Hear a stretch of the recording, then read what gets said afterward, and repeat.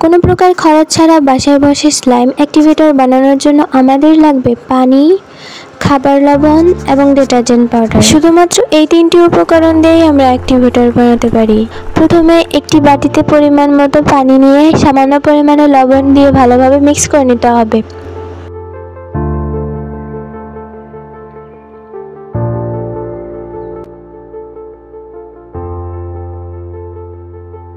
লবণ এবং পানি ভালোভাবে মিক্স হয়ে গেলে এতে প্রয়োজনীয় পরিমাণ ডিটারজেন্ট পাউডার দিয়ে আবারও তিনটিকে একসাথে মিক্স করে নিতে হবে।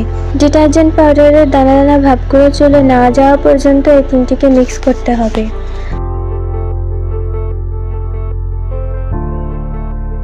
আমাদের স্লাইম অ্যাক্টিভেটর রেডি।